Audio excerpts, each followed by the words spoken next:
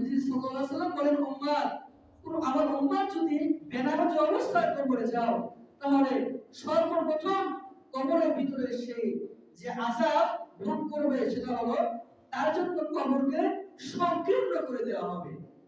বলা হয়েছে কি পরিমাণ সংকীর্ণ করা হবে, যে তার এক পাঁজরের হাড়, বুকের এক পাশের হাড় অপর পাশের ভিতরে এভাবে ঢুকে যাবে। চিন্তা করেন তো অবস্থা তখন কি হবে। এক পাঁজরের হাড় যখন অপর পাশে এভাবে ঢুকে যাবে, আপনি কি বিষয়টা খুব স্বাভাবিকভাবে দেখেন? আল্লাহর গোলামেরা, এই কবরের শাস্তি সম্পর্কে, কবরের আযাব সম্পর্কে নবীজি সাল্লাল্লাহু আলাইহি ওয়াসাল্লাম তার আদরের কন্যা হযরত ফাতেমাকে নসিহত করেছিলেন, ও ফাতেমা রে, তুমি কবরের আযাব থেকে নিজেকে নিজে বাঁচাও। তুমি যদি কবরের ভিতরে যে বলো আমি শেষ নবীর মেয়ে, আমি হযরত আলীর স্ত্রী এবং জান্নাতি যুবকদের সর্দারদের মা, ও ফাতেমা, এই পরিচয় সেদিন তোমার কোনো কাজে লাগবে না। ফাতেমা রে, তুমি নিজেই নিজেকে জাহান্নামের আগুন থেকে বাঁচাবে এবং কবরের আযাব থেকে বাঁচাবে। আমার ভাইরা, তাহলে বেনামাজি ব্যক্তি যখন মৃত্যুর পরে কবরে চলে যাবে, এই কবরে চলে যাওয়ার পরে তার জন্য প্রথম যে শাস্তি আল্লাহ রাব্বুল আলামিন নিযুক্ত করেছেন, সেটা হলো তার জন্য কবরকে কি করে দেওয়া হবে? সংকীর্ণ করে দেওয়া হবে। এরপরে কবরের ভিতরে দুই নম্বর যে শাস্তি বলা হয়েছে, সেটা হলো তার কবরের ভিতরে আগুন ধরিয়ে দেওয়া হবে। কি করা হবে? আগুন জ্বালিয়ে দেওয়া হবে। আমার ভাইরা, আমার তো 3.5 হাত জায়গা, সেইখানে যদি আগুন দ্বারা পরিপূর্ণ করে দেওয়া হয়, অবস্থা চিন্তা করেন তো কতটা ভয়াবহ হবে।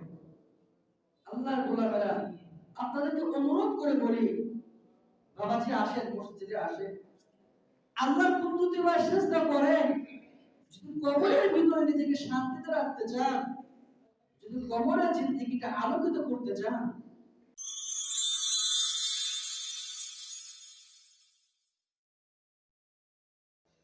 ইন্নাল হামদুলিল্লাহি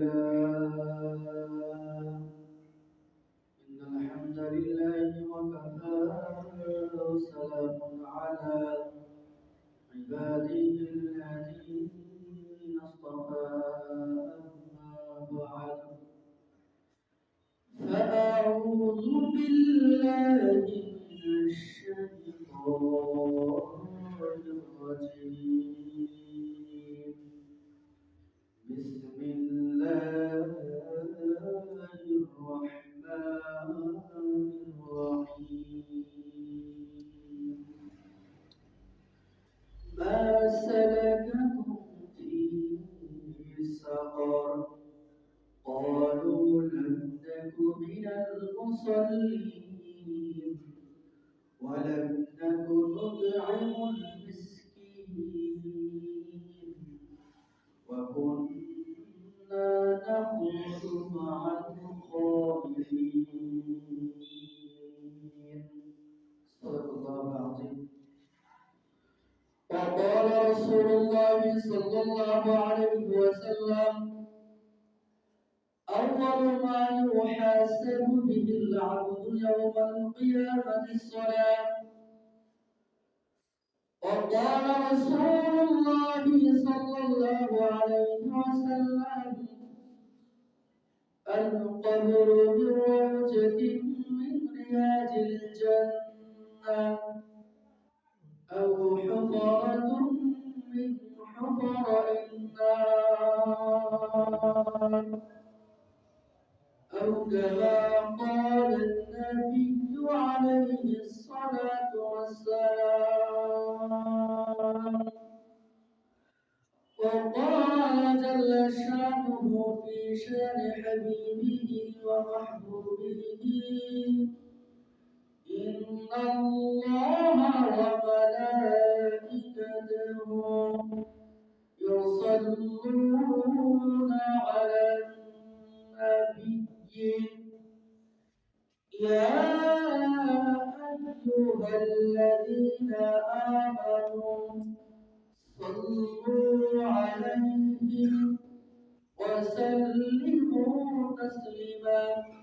اللهم صل على سيدنا ونبينا وشفيعنا وحبيبنا ومولانا محمد صلى الله تعالى عليه وعلى آله وأصحابه وبارك وسلم. الحمد لله رب العالمين.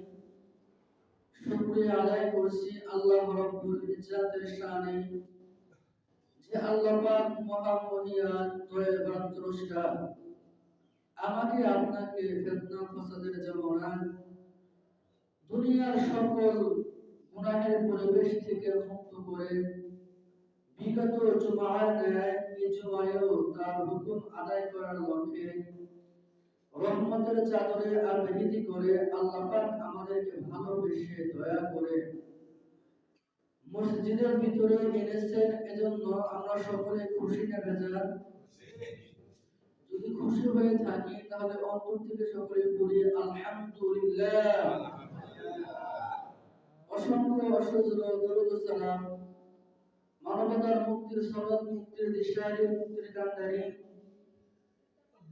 যে মহামানব শুধুমাত্র কেবলমাত্র সারাটা জীবন উম্মতি উম্মতি বলে কান্না করেছেন, আমরা তার প্রতি ইশকে মুহাম্মাদি ভাব নিয়ে সকলে বলি সাল্লাল্লাহু আলাইহি ওয়াসাল্লাম। সম্মানিত উপস্থিতি, এই জুমার দিন, এই দিনটা আল্লাহর কাছে অত্যন্ত দামি। এই দিনটা আল্লাহর কাছে অত্যন্ত সম্মানিত একটা দিন। যে বলা হয়েছে, নবীজি সাল্লাল্লাহু আলাইহি ওয়াসাল্লাম হাদিসের ভিতরে ইরশাদ করেন, আল-মা খায়রু ইয়াউমিন তালাআত আলাইহি শামস ইয়াউমুল জুমআহ। অর্থাৎ যে সমস্ত দিনে সূর্য উদিত হয়, এই দিন সমূহের ভিতর থেকে আল্লাহ রাব্বুল আলামিনের নিকট জুমার দিন শ্রেষ্ঠ। আচ্ছা, একটু লক্ষ্য করেন যে আল্লাহ পাক রব্বুল আলামিন প্রত্যেক দিন আকাশের ভিতরে সূর্য ওঠান কিনা? ওঠে তো নাকি? নাকি এরকম কোনদিন গেছে যে আকাশে সূর্য ওঠে নাই? তার মানে বোঝা গেল যে প্রত্যেক দিনে আকাশে কি ওঠে? সূর্য ওঠে। আর এই প্রত্যেক দিনের ভিতরে জুমার দিনটাই শ্রেষ্ঠ দিন। সুবহানাল্লাহ বলবেন না? তো আজকে সেই জুমার দিন। এই জুমার দিন আমরা এখানে এসেছি, আমাদের উদ্দেশ্য হলো আল্লাহর কুদরতি পায়ে সিজদা করা। নাকি আমাদের ভিন্ন কোনো উদ্দেশ্য আছে? আমাদের কারো ভিন্ন কোনো উদ্দেশ্য নাই। যাই হোক আমার ভাইরা, আমরা এজন্য সর্বাবস্থায় আল্লাহর শুকরিয়া আদায় করব। কেন করব? যে তিনি আমাদেরকে ভালোবেসেছেন বলে, তিনি আমাদেরকে জান্নাত দিতে চান বলে দুনিয়ার সকল ফিতনা থেকে মুক্ত করে আমাদেরকে এখানে এনেছে। কথা বলে ঠিক কিনা? এজন্য এটা আমাদের প্রতি আল্লাহর বিশেষ ইহসান, আল্লাহর বিশেষ দয়া।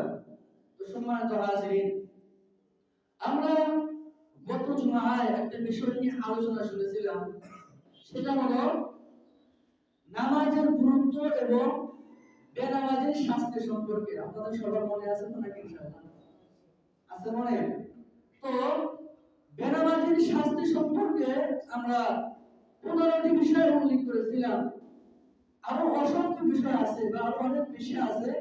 তন্মধ্যে উল্লেখযোগ্য আমরা বলেছিলাম কয়টা? 15টি। এই 15টির ভিতরে আমরা গত জুমায় 5টি বিষয় আলোচনা শুনেছিলাম।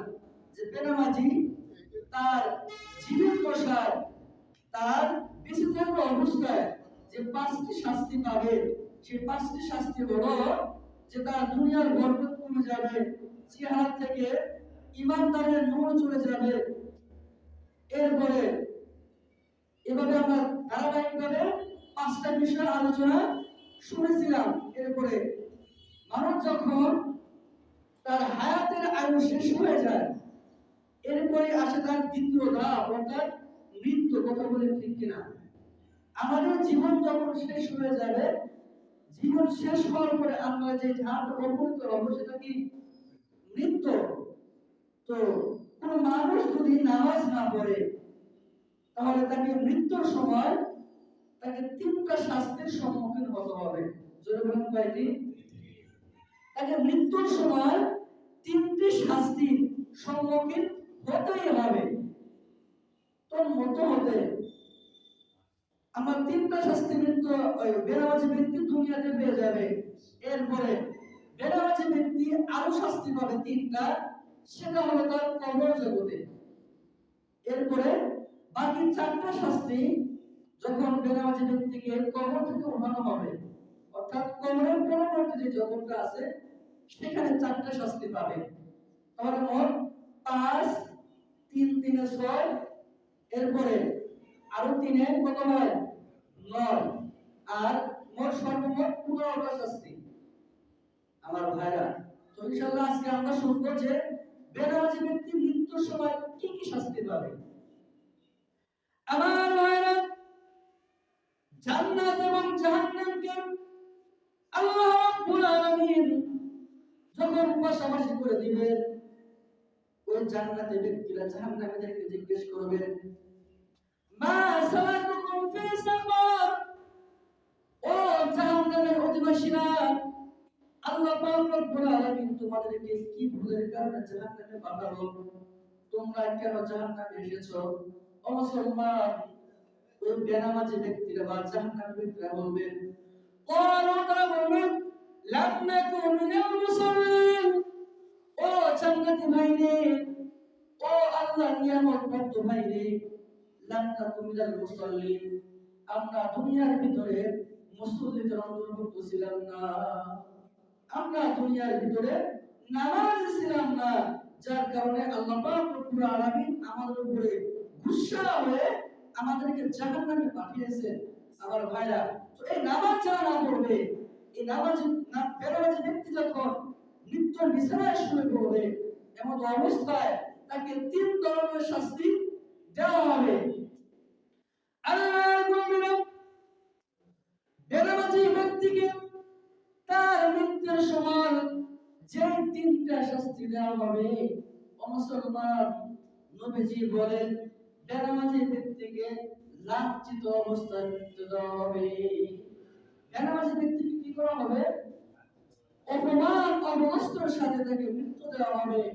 আর এই মৃত্যু তার জন্য এমন কঠিন হবে, যখন হযরতে আজরাইল আলাইহিস সালাম তার বুকের ভিতর থাপা মারবে, তার রূহ বের করার জন্য যখন তাকে আক্রমণ করবে, অনেক সময় দেখা যায়, আল্লাহ মাফ করুন, যে কিছু কিছু মাইয়িতের মানে কাপড় নষ্ট হয়ে যায়, এরকম হয় কিনা?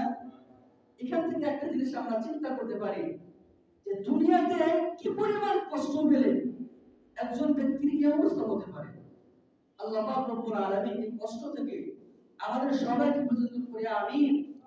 তাহলে বেনামাজির মৃত্যুর সময় কি শাস্তি হবে? 1 নাম্বার, তাকে অপমানের সাথে মৃত্যু দেওয়া হবে, তাকে লাঞ্ছনার সাথে মৃত্যু দেওয়া হবে। আমার ভাইরা, হযরত আজরাইল বলবেন বেনামাজির ভিতর থেকে তার রূহ এমন ভাবে বের হও, বের হওয়ার পরে ওই স্থানে চলে যাও যেখানে দুঃখ আর দুঃখ, কষ্ট আর কষ্ট, আযাব আর আযাব। পক্ষান্তরে যখন ঈমানদারের জানকে বের করার জন্য আজরাইল আসবেন, তাকে সুন্দরভাবে সালাম দিবেন, সালাম দেওয়ার পরে তাকে আহ্বান করা হবে, ঈমানদারের রূহ সম্মানের সাথে বের হও। বের হওয়ার পরে তুমি চলে যাও ইল্লিয়িনের ভিতরে, যেখানের ভিতরে সুখ আর সুখ, শান্তি আর শান্তি, যেখানের ভিতরে আল্লাহ রাব্বুল আলামিন নিয়ামত রাজি দ্বারা পরিপূর্ণ করে রেখেছেন।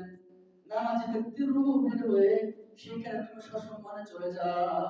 তাহলে এখান থেকে বোঝা যায় যে মানুষকে যখন মৃত্যুর বিছানায় পড়ে পড়ার আগে আজরাইল যখন আমাদের জানকে কবজ করেন, তিনি তখন 2 ভাবে সম্বোধন করেন। 1 নম্বর হলো নামাজি ব্যক্তির রূহ বের হয়ে চলে যাও ওইখানে যেখানে আল্লাহর নিয়ামত দ্বারা পরিপূর্ণ। আর আরেকটা সম্বোধন হলো বেনামাজির রূহ বেনামাজির শরীর থেকে বের হয়ে কষ্ট, আযাব আর আযাব। তাহলে আল্লাহ রাব্বুল আলামিনের পক্ষ থেকে যদি আমরা, হযরত আজরাইলের পক্ষ থেকে যদি আমরা সম্মানিতভাবে সম্বোধন হতে চাই, আমাদের নামাজের দরকার আছে না নাই? জোরে বলেন আছে না নাই? এই নামাজকে আমরা মনে করি যে এই নামাজ রুকু করলাম, সিজদা করলাম, তাসবিহ তাহলিল করলাম, এটাই বোঝায় নামাজ। বা এই নামাজটা পড়তে মনে হয় অনেক সময় লেগে যাবে। আল্লাহর গোলামেরা, নামাজকে পড়তে একেবারে বেশি সময় আল্লাহ পাক আমাদের কাছ থেকে চান নাই। আল্লাহ আমাদেরকে দিন রাতের মধ্যে 24 ঘন্টা সময় দিয়েছেন। ও আল্লাহর গোলাম, মানিকগঞ্জের মুসলমান, আমরা কি একটা ঘন্টা সময় আল্লাহর জন্য দিতে পারি না? আমরা যখন আল্লাহ আমাদেরকে জিজ্ঞেস করবে, ও বান্দা ও বান্দি, আমি আল্লাহ তোমাদেরকে হায়াত নামক দৌলত দিয়েছিলাম, আমি আল্লাহ তোমাদেরকে দুনিয়ার ভিতরে হায়াত নামক নিয়ামত দিয়েছিলাম, ও আমার গোলাম, সেই হায়াতকে তুমি তোমার জিন্দেগিটাকে কোন পথে কিভাবে ব্যয় করেছিলে আজকে হিসাব দাও। তখন আমাদের অবস্থা কি হবে? যাই হোক আমার ভাইরা, বেনামাজি ব্যক্তি মৃত্যুর সময় 2 নাম্বার যে শাস্তি পাবে, বেনামাজি ব্যক্তি ক্ষুধার্ত অবস্থায় মৃত্যুবরণ করবে। কি অবস্থায় মৃত্যুবরণ করবে? ক্ষুধার্ত অবস্থায় মৃত্যুবরণ করবে। আপনি লক্ষ্য করলে দেখবেন, যখন মানুষ মরে যায়, যখন তাকে দুনিয়া থেকে বিদায় নিয়ে যেতে হয়, অনেক মানুষ খাবারের জন্য পাগল হয়ে যায়। কথা বলে ঠিক কিনা? যে আমাকে খেতে দাও, আমার ক্ষুধা লাগছে, আমাকে পেট ভরে খেতে দাও। এইভাবে বেনামাজি কি করে, বা সাধারণ মানুষ আহ্বান করতে থাকে যে আমাকে পেট ভরে খাবার দাও। ওই সময় যদি আপনি তাকে দুনিয়ার সকল খাবার তার মুখের সামনে এনে দেন না কেন, ওই ব্যক্তি কি করবে না? খেয়ে তৃপ্তি পাবে না, তার ক্ষুধা মিটাতে পারবে না। তাহলে 2 নম্বর যে শাস্তি, বেনামাজি ব্যক্তি কি হবে? ক্ষুধার্ত অবস্থায় মৃত্যুবরণ করবে। এরপরে 3 নম্বর যে শাস্তি বেনামাজি ব্যক্তিকে দেওয়া হবে, বেনামাজি ব্যক্তি পিপাসিত অবস্থায় মৃত্যুবরণ করবে। এই অবস্থায়, এজন্য আমার ভাইরা, মানুষ যখন মরে যায়, মরে যাওয়ার পরে পূর্বে মানুষ পানির জন্য ছটফট করতে থাকে। মানুষ তার আত্মীয়-স্বজনকে বলতে থাকে, আমার মুখে পানি দাও, আমাকে পানি দাও। নবীজি সাল্লাল্লাহু আলাইহি ওয়াসাল্লাম বলেন, উম্মত রে, এই মানুষকে যখন পানির জন্য তোমাদেরকে আহ্বান করবো, আমার মুখে পানি দাও, আমার মুখে পানি দাও, নবীজি বলেন, উম্মত, ওই বেনামাজি ব্যক্তিকে বা ওই সময় ওই মুমূর্ষু ব্যক্তিকে যদি তাকে 7 সমুদ্র পরিমাণ পানি তার মুখের সামনে দেওয়া হয়, তবুও বেনামাজির পিপাসা মিটবে না। তবুও কি করবে না? বেনামাজির পিপাসা মিটবে না। চিন্তা করেছেন কি পরিমাণ তখন ভয়াবহ অবস্থা হবে। তাহলে আমাদের দুনিয়াতে একটু কষ্ট করে নামাজ পড়া ভালো, নাকি মৃত্যুর সময় কষ্টের সাথে, লাঞ্ছনার সাথে, অপদস্থ অপমানিত পিপাসার সাথে মৃত্যুবরণ করা ভালো? বুঝে না মনে আমার কথা? আমাদেরকে দুনিয়াতে একটু কষ্ট করে নামাজ পড়াই ভালো। এরপরে বেনামাজি ব্যক্তি যখন মরে যাবে, যখন তার দুনিয়ার জিন্দেগি শেষ হয়ে গেল, এরপরে আসলো আমাদের জন্য কবরের জিন্দেগি। কথা বলে ঠিক কিনা? এই কবরের জিন্দেগিতে বেনামাজি ব্যক্তিকে তিনটি শাস্তির সম্মুখীন হতে হবে। কয়টি শাস্তির? 3টি শাস্তির সম্মুখীন বেনামাজি ব্যক্তি হবে। আমার ভাইরা, হাদিসের ভিতরে আসছে, রাসূল কারীম সাল্লাল্লাহু আলাইহি ওয়াসাল্লাম বলেন, আল কবরু মিন রাওজাতিন মিন রিয়াজিল জান্নাহ, আল হুফরাতুন মিন হুফরাইন নার।